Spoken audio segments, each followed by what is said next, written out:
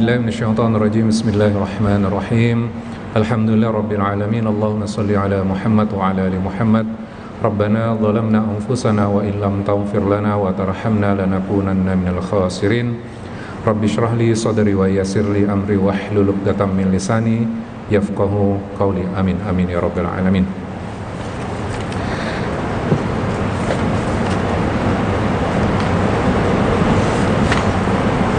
Hari ini kita akan mengkaji kembali lagi lanjutan dari minggu yang lalu.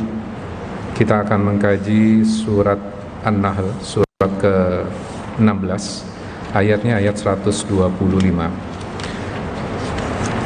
Silakan Bapak Ibu sekalian dibuka di Al-Qur'annya, baik di handphone maupun Al-Qur'an yang sudah ada di masjid. Sebelum masuk kepada ayat yang kita akan kaji ini, kalau kita melihat perkembangan yang terjadi di negara kita, pandemi COVID-19 yang tadinya mungkin kita hanya mendengar, membaca di berita saja, sekarang dengan jumlah yang semakin besar yang positif dan akhirnya masuk ke ruang pribadi kita, baik melalui WA group, dan ternyata orang-orang yang dekat dengan kita juga ada yang kena. Dan kemarin saya mau sharing, teman saya satu SMA, berarti sekitar usianya kan berarti masih 42 tahunan, positif. Kemarin hari Jumat dikabari kondisinya kritis, dan Allah akhirnya menakdirkan, baru dikabarin kritis, beberapa menit kemudian sudah dikabarkan sudah meninggal dunia. Dan ini kan kita harus kita mengevaluasi diri kita. Dan kemarin juga semalam juga anak saya memutuskan untuk minggu depan kembali ke pesantrennya. Dan salah satu pesan saya kepada anak saya adalah, ketika seseorang sudah dinyatakan positif, ya, dinyatakan positif berarti akan dilakukan isolasi selama 14 hari. Dan itu adalah waktu kritisnya dia. Kalau Allah menakdirkan kesembuhan, maka dia kembali kepada anggota keluarganya. Namun ketika sudah ditakdirkan positif dan menemui ajalnya, maka dia hanya punya waktu 14 hari. Ini paling lamanya 14 hari. Ya. Artinya apa? Bahwa waktu perpisahan kita dengan orang-orang yang dekat setelah kita dinyatakan positif, maka di hari itu kita sudah tidak bertemu lagi dengan anggota keluarga kita. Benar nggak? Artinya bahwa mental kita itu harus disiapkan. Mental kita harus disiapkan bahwa bisa jadi gitu loh, di antara kita ketika Allah menakdirkan, maka bisa jadi kita yang kena. Dan 14 hari kemudian bisa jadi akan meninggalkan dunia ini.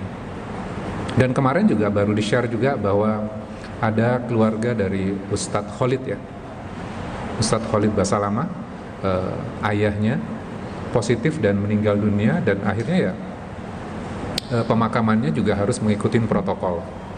Dimandikannya bukan di tempat keluarga, tapi dimandikannya di masjid dan dikuburkan secara protokol COVID-19. Nah, artinya apa? Bahwa kita punya waktu hanya sebentar saja. Kita berburu dengan waktu. Ya. Kalau dengan tidak adanya COVID ini, kita bisa istilahnya berleha-leha, bersantai-santai gitu ya. Nanti saja.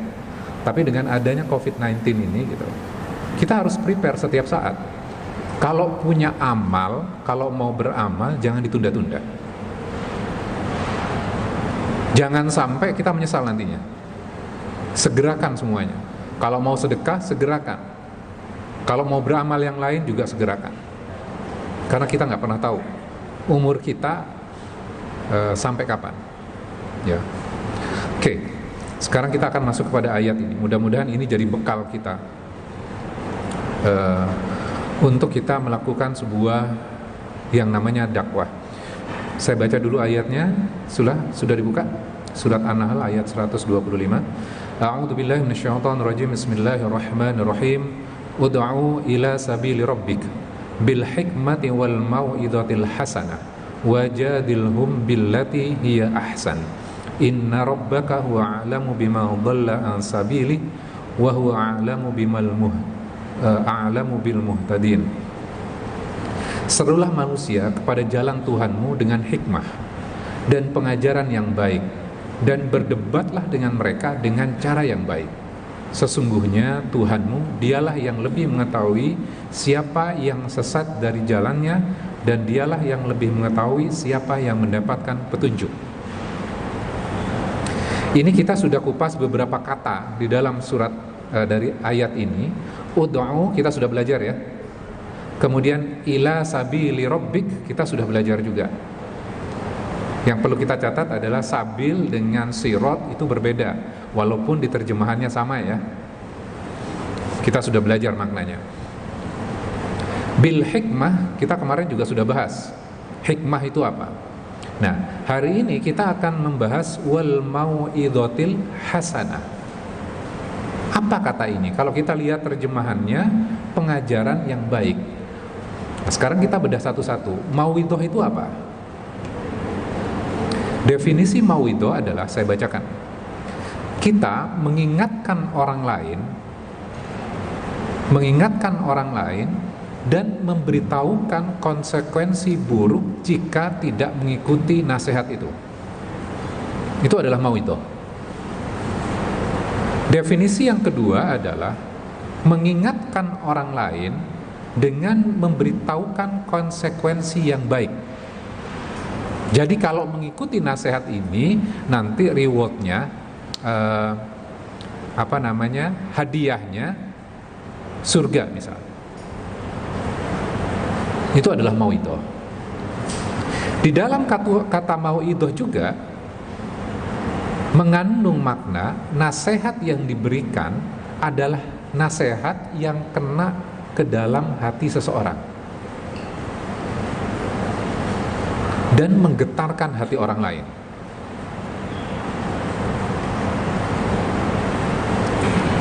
Nah, kita sudah tahu tuh berarti nasihat yang memberikan konsekuensi buruk ketika tidak mengikuti nasihat. Mau'izah juga bermakna nasihat yang diberikan kepada orang lain dan kita memberitahukan konsekuensi yang baik jika mengikuti nasihat itu. Dan nasihat-nasihat itu harus diberikan dengan sesuatu yang menggetarkan hati dan mengena kepada hati setiap orang. Jadi panjang, ternyata makna ayat ini luar biasa ya. Dakwah itu harus dilakukan seperti itu. Nah, sekarang kita lihat contohnya. Ketika ada anak yang bandel, kira-kira nasihat yang kita berikan kepada mereka, mau'izahnya seperti apa tuh? Kan ada anak yang ditakdirkan dia menjadi ujian buat orang tuanya. Maka ketika kita tahu definisi ayat tadi ya, definisi kata tadi, maka kita juga harus tahu kapan harus memberikan konsekuensi negatif, kapan harus memberitahukan konsekuensi yang baik, dan kapan juga waktunya yang tepat. Benar gak? Oke. Kalau anak bandel, kemudian kita nasihatkan tentang konsekuensinya, kamu kalau seperti ini, maka balasannya adalah neraka. Dan terus kita berikan seperti itu.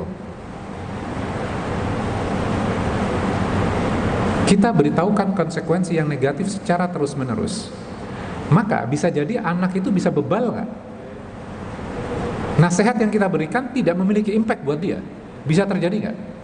Ketika kita terus-menerus memberikan hal konsekuensi yang negatif terus. Maka ini tidak termasuk mau'izah hasanah.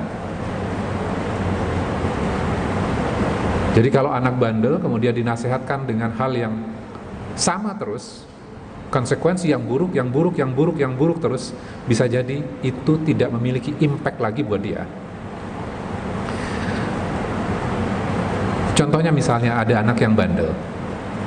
Kalau di sekolah misalnya, dulu kita sekolah ya. Ketika di SMA atau SMP anak bandel, untuk mengingatkan dengan cara apa saja? Satu, udah pasti dihukum oleh gurunya. Kalau itu dilakukan terus-menerus, dihukum terus gitu, tidak memiliki impact, step berikutnya apa? Dipanggil oleh guru BP. Step berikutnya apa? Kalau dipanggil guru BP tidak memiliki impact, orang tuanya dipanggil.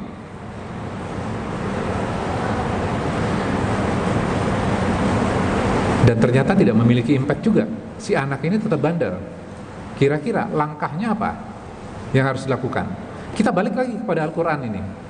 Maka yang bisa dilakukan adalah mauidhah. Mauidhah itu bukan hanya menghukum, memberitahukan konsekuensi yang buruk, tapi juga bisa dilakukan dengan kita memberitahukan yang baik kepada dia. Kita datangi, ini contohnya. Kita datangi dia. Misalnya gurunya mendatangi dia, kemudian mengatakan kepada dia, dulu saya lihat kamu bisa melakukan sesuatu yang baik dan itu luar biasa, dan saya terkesan dengan kamu. Orang lain menganggap dia buruk dan selalu mengatakan yang buruk, tapi ada cara yang lain. Orang-orang yang dekat kepada dia mengatakan, atau orang-orang gurunya dia yang dekat kepada dia mengatakan, kamu dulu hebat loh, saya bangga ketika kamu melakukan ini, dan saya percaya kamu bisa melakukan itu lebih baik lagi. Nah, ini adalah bagian dari mauidhah.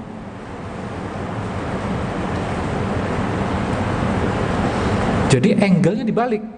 Jadi bukan hanya yang negatif saja, tapi bisa masuk kepada hal yang positif dan memberikan harapan kepada orang lain. Karena ketika orang lain dituduhkan sesuatu yang negatif terus, maka bisa jadi dia berpandangan bahwa ya udah, kalau saya dituduh buruk, maka saya akan melakukannya. Toh orang lain sudah menuduh saya buruk.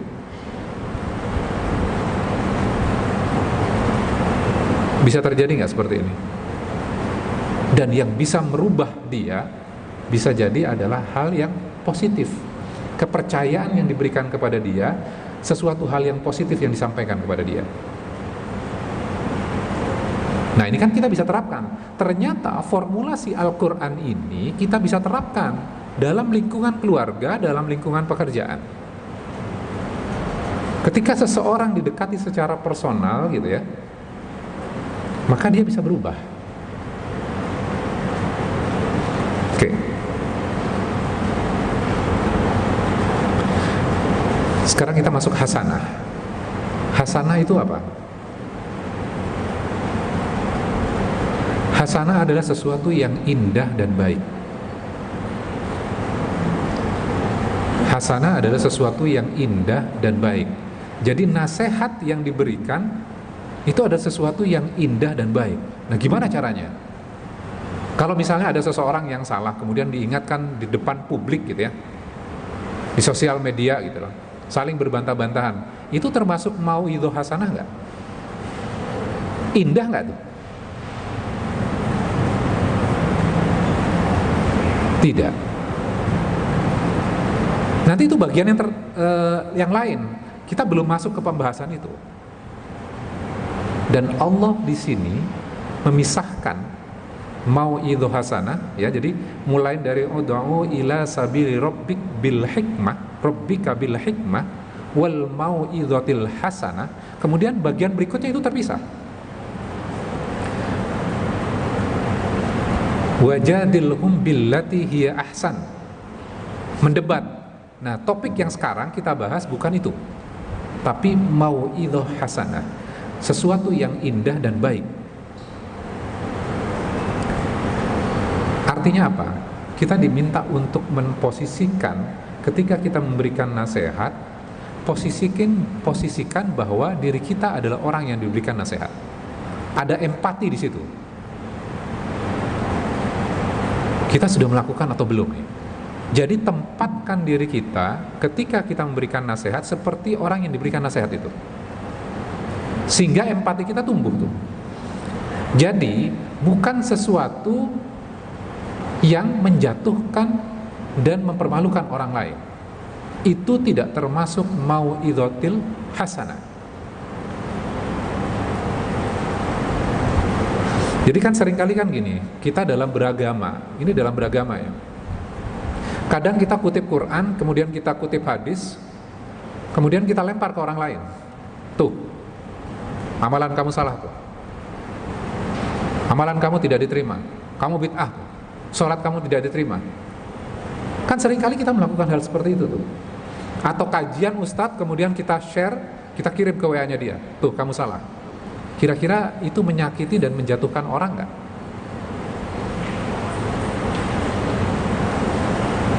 Atau kita pasang di status, tujuannya adalah untuk menyinggung orang lain. Apakah itu karakter dari muslim? Apakah itu karakter dari mau'idotil hasanah di sini? Tidak termasuk.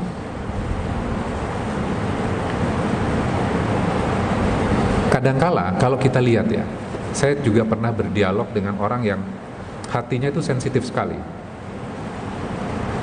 Jadi dulunya dia muslim, umroh juga, berdoa di depan Ka'bah, sekarang sudah ganti ateis. Ketika dibacakan ayat-ayat yang kaitannya tentang neraka, hukuman yang sangat keras, dia membenci sekali, dia nggak suka. Katanya Allah Maha Rahman, Maha Rahim. Kenapa Allah menciptakan neraka?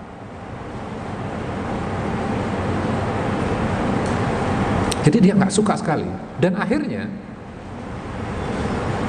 yang hatinya lembut ini, ketika diberikan ayat-ayat yang kaitannya tentang neraka, maka hatinya mengeras tuh.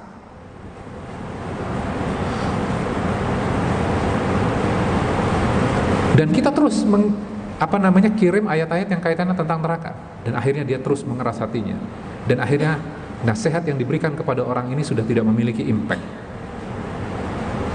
Kemudian kita argue lagi, loh bukannya di dalam Al-Quran itu ayat-ayat yang kaitannya tentang neraka, apalagi kita baca di juz ke-30 ya, itu kan keras sekali.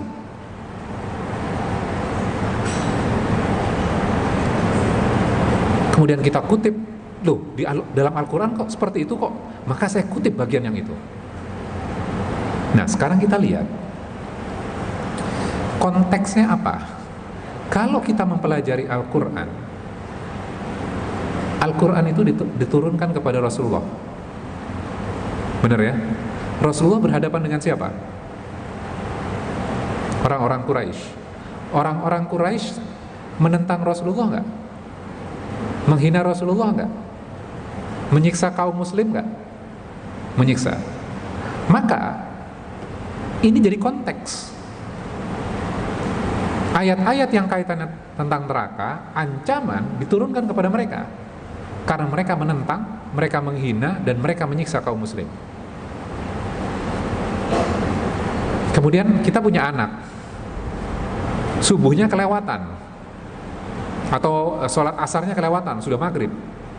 Kemudian kita kutip ayat-ayat yang kaitannya tentang neraka kepada dia, dan terus berulang-ulang. Sama nggak konteksnya? Apakah anak kita sama dengan Quraisy? Sama atau enggak? Tidak. Ketika kita melakukan itu, maka itu tidak termasuk mau'idotil hasanah. Jadi kita harus tahu kapan waktunya, tepat atau tidak nih.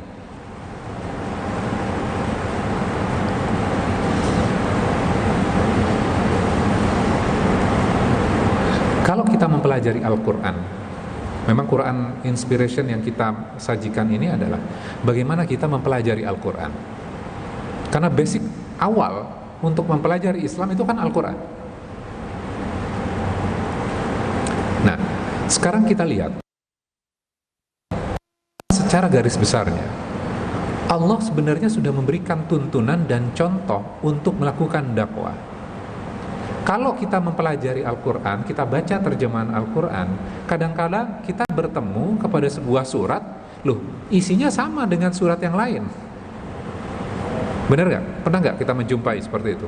Loh surat ini dengan surat ini sama kok sebenarnya isinya.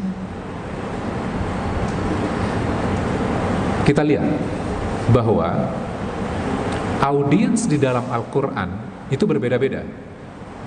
Ada orang yang keras, ada orang yang lembut. Setiap audiens berbeda-beda, sehingga setiap surat walaupun isinya sama, tapi caranya berbeda. Itu adalah wisdom, kebijaksanaan yang ada di dalam Al-Quran. Dan Allah mengajarkan kepada kita. Kalau kita kan cenderung, ya kita suka surat tertentu, ya udah kita berikan surat itu. Padahal nggak tepat diberikan kepada orang lain. Kalau kita baca surat Al-Imran gitu ya, itu kan kaitannya dengan Nasrani. Apakah kita langsung kutip saja di situ gitu loh, kemudian kita berikan kepada orang-orang Nasrani? Kan nggak seperti itu. Ada wisdomnya di situ. Ada asbabun nusulnya tuh, ada konteksnya di surat Al-Imran itu. Orang-orang yang menentang dan menyembunyikan kebenaran, disembunyikan tuh untuk mendebat Rasulullah gitu. Oke.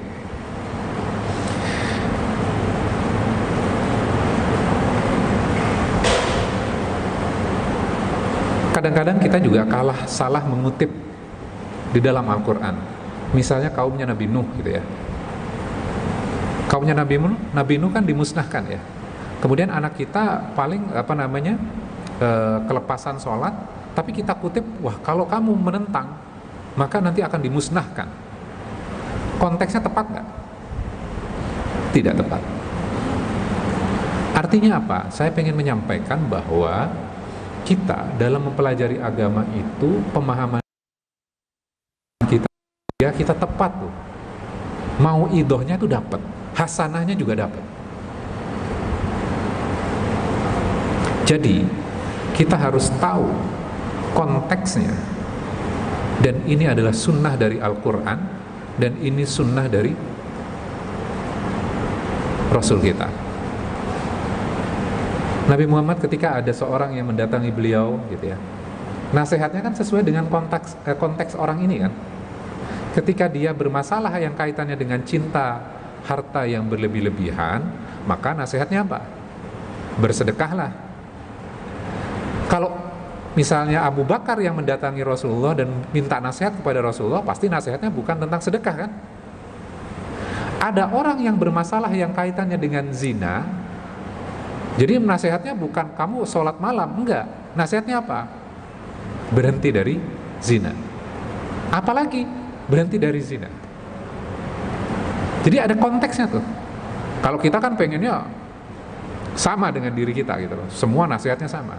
Ternyata salah satu metode dakwah, dan kita kaji ayatnya, ud'u ila sabili rabbik, setiap orang memiliki jalan yang berbeda-beda. Berarti mau idotil hasanahnya juga beda-beda. Benar nggak? Ternyata Al-Quran itu sangat dahsyat sekali.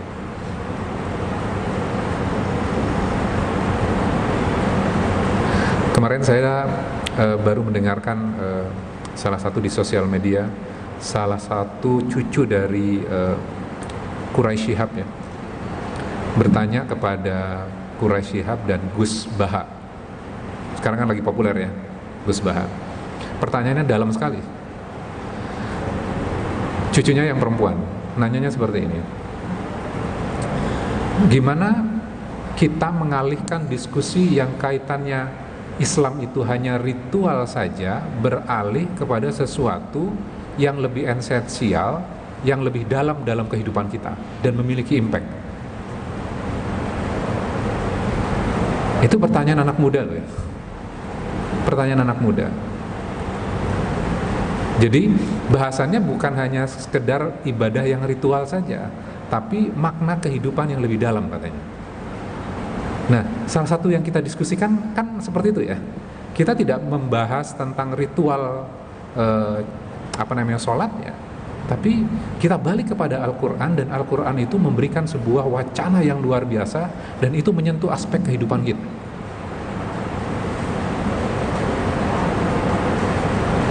Ujian yang terbesar itu apa? Memberikan mau'idotil hasanah kepada istri, kepada suami, pasangan. Kalau sama orang lain kan gampang ya, karena kita nggak kenal, kita respect. tapi terhadap keluarga sendiri. Gimana tuh caranya? Gimana memberikan mau'izatil hasanah kepada anak?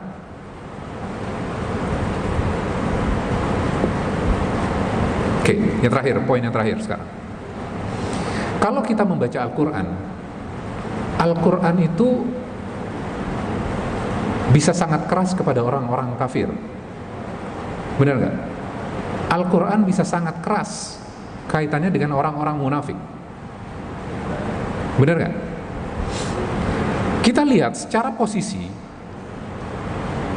Al-Quran itu Allah turunkan, dan yang berbicara keras kepada orang-orang kafir, kepada orang-orang munafik adalah Allah. Kenapa?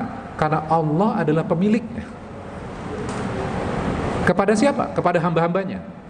Sehingga wajar kalau Allah berbicara yang keras.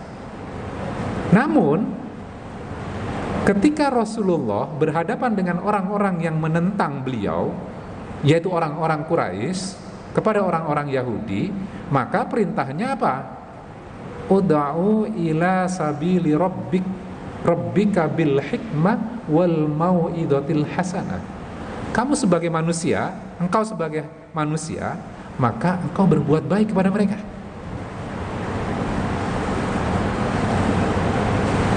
Ini Rasul yang diperintahkan. Kira-kira kalau kita berhak berlaku keras nggak?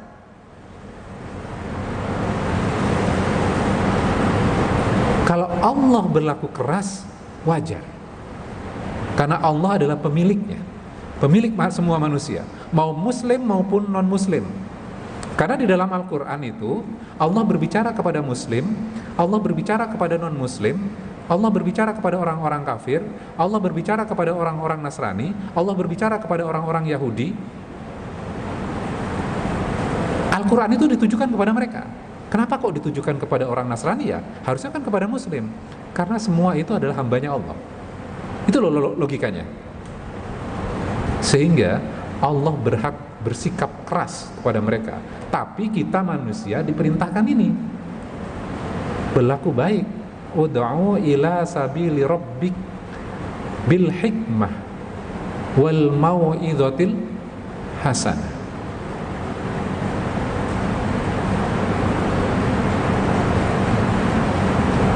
Nah, topik yang kita bahas ini adalah diberikan kepada sesama muslim loh ya, dengan hasanah. Dengan hasanah. Jadi bukan dengan cara yang keras, bukan mendebat. Karena mendebat topik yang terpisah tuh. Insya Allah nanti minggu depan topiknya. Wajadilhum billati hiya ahsan. Berdebat dengan cara yang lebih baik. Itu terpisah, insya Allah nanti minggu depan.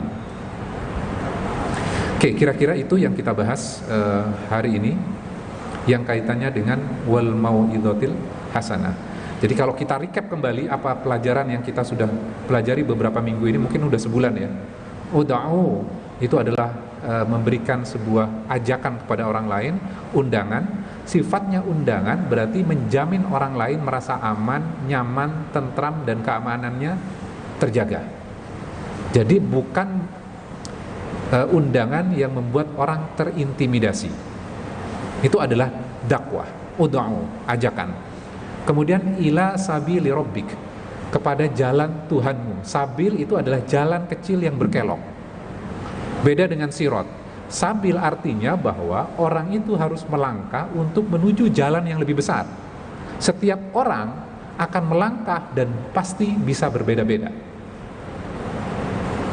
Orang yang tinggal di komplek kita di Tangerang akan berbeda langkahnya ketika dia tinggal di Cibubur, di komplek di Cibubur. Untuk menuju ke kantor kita, maka harus ada yang melalui tol, ada melalui jalur yang lebih kecil, dan segala macamnya. Yang paling penting adalah setiap orang melangkah. Maka ajakan dakwah itu adalah mengajak orang lain supaya dia melangkah. Tidak harus sama dengan kita. Setiap orang caranya unik. Ada orang yang melangkah dengan tatoan menuju ke masjid gitu ya, untuk sholat. Kita jangan berpandangan, wah nggak sah tuh sholatnya. pakai tatuan, usir saja, percuma dia sholat di masjid, nggak ada maknanya, udah pergi aja, masih tatuan soalnya. Apakah seperti itu cara dakwah? Enggak. Kadang juga kita bisa saksikan ya, di masjid kita ini gitu loh, kadang kita udah di masjid, ada yang lewat dari ibu-ibu pakai rok mini ke masjid. Kira-kira kita usir atau enggak? Dia mau sholat loh ya. Kalau kita ke pura saja ya, disediakan kain. Jadi jangan nyalain orang lain. Kenapa kita nggak sediain kain sebelum masuk ke area masjid? Itu audo. Jadi terima semuanya. Ada jalannya masing-masing, setiap orang jalannya berbeda-beda. Oke, itu sabil. Sabil. Ini Allah tekankan loh. Kadang kita merasa bahwa jalan kebenaran itu adalah jalannya kita. Yang berbeda dengan jalan dengan kita, maka mereka nggak benar. Kalau kita menganut kunut, maka orang yang kunutan itu yang benar. Yang nggak kunutan itu nggak benar. Bukan seperti itu. Jalannya Tuhan kita, bukan jalannya kita. Kita itu adalah salah seorang yang berada di jalannya Allah. Kita bukan pemilik jalan loh ya. Yang menjadi problem adalah kita merasa kita memiliki jalan. Akhirnya apa? Ada kesombongan pada diri kita, ada keangkuhan. Orang itu gak diterima, orang itu gak beres. Wah, dia tuh orang kafir, neraka tuh. Lawang kita aja belum memberikan dakwah kepada mereka, sudah mencap orang lain seperti itu. Oke.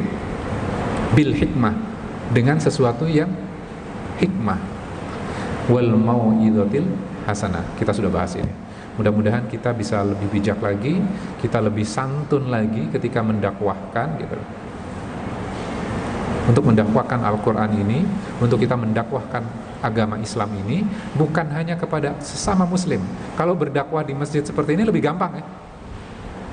Tapi berdakwah kepada orang-orang yang belum hijrah. Dan kita sudah punya teman-teman yang sekarang sudah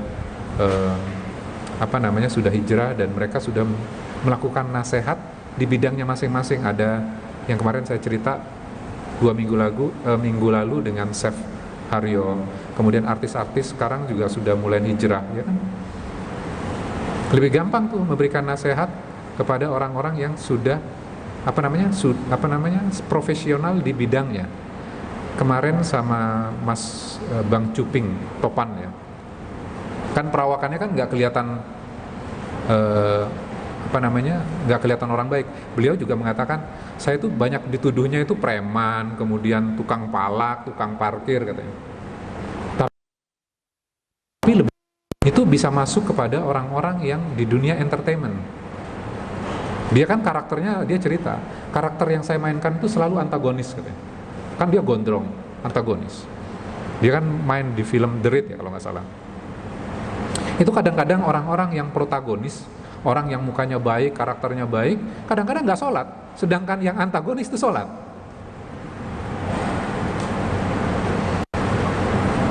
Dan akhirnya dia bisa masuk kepada orang-orang yang dalam tanda kutip masih sesat dan banyak melakukan kemaksiatan. Dia sering diajak minum kan wajahnya preman, ayo minum, mabok-mabokan, pakai obat, ditawarin. Walaupun dia cerita, saya nggak pernah pakai obat. Saya bilang, saya sudah tobat sekarang. Ngapain, nggak ada gunanya. Nah, dakwahnya masuk ke situ. Artinya apa? Setiap orang itu punya kewajiban untuk menjalankan ayat ini. Ud'u, melakukan dakwah, melakukan undangan kepada orang lain untuk menuju kepada jalan Tuhan. Termasuk editor, termasuk operation. Apa yang harus di-cut? Apa yang boleh diloloskan? Itu bagian dari dakwah juga. Oke, mudah-mudahan ini menambah wawasan kita, Islam itu apa dan apa yang harus dilakukan, dan peran apa yang kita bisa lakukan di bidang kita masing-masing. Oke, kita tutup dengan doa kafaratul majelis. Subhanakallahumma wa bihamdika asyhadu an la ilaha illa anta astaghfiruka wa atubu ilaik. Mohon maaf jika ada yang kurang berkenan. Wabillahi taufiq wal hidayah. Wassalamualaikum warahmatullahi wabarakatuh.